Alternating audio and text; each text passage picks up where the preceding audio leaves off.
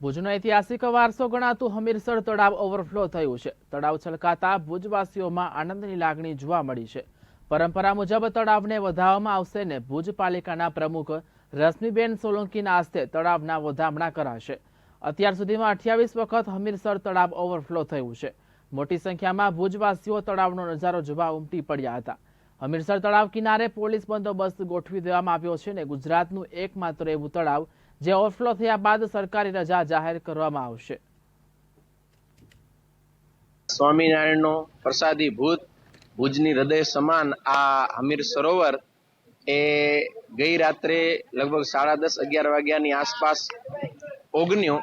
બધાને અતિશય ખૂબ આનંદ છે અને અત્યારે ભુજનગરની સર્વે પ્રજા એ ખૂબ આનંદ અને ઉત્સાહની સાથે અને હમીર સરોવરની પહાડ ઉપર બધાએ આ હમીર સરોવર ઓગન્યો એના દર્શન કરવા માટે આવી છે અને ભુજ મંદિરથી ઘણા બધા સંતો અને પૂજ્ય મહંત સ્વામી વગેરે સંતો અહીંયા કને સૌ કોઈ અત્યારે હમીર સરોવરને ઓગનની માટે આવ્યા। પણ અત્યારે હમીર સરોવરના વધામણા થઈ શકે એવી પરિસ્થિતિ નથી, પણ પાછળથી સંતો અને સૌ કોઈ હમીર સરોવરને વધાવશે અને અત્યારે 2 ફૂટ જેટલો ઓગન અહીંયા કને પૂરજોશની અંદર વહી રહ્યો છે અને આની ખુશિયાલી સમગ્ર ભુજનગરની પ્રજાને છે અને બધા ખૂબ આનંદમાં છે અને ભગવાનને પ્રાર્થના કે બસ દર વર્ષે આવો જ વરસાદ વરસે અને હમીર સરોવર આપણો ઓગને અને સમગ્ર ભુજની પ્રજાને એ પણ નમ્ર નિવેદન કે આપણો હમીર સરોવર એની સફાઈ પણ જાળવે, જેથી કરી અને આ પાણી આપણને સૌ કોઈને જીવનરૂપ થાય। અસ્તુ, બધાને જય સ્વામિનારાયણ। ભુજનું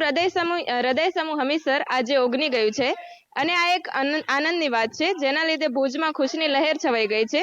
જ્યારે ભુજનું હમીરસર ઓગનાય છે ત્યારે તેને પરંપરાગત રીતે વધામણી કરવામાં આવે છે અને સ્કૂલમાં પણ રજા જાહેર કરવામાં આવે છે। આજે હમીરસર ઓગન્યું છે તે બાબતે ભુજ શહેરમાં દરેક સ્કૂલમાં રજા આપવામાં આવી છે અને દરેક માણસોના મનમાં ખુશીની લહેર ઉઠી ગઈ છે।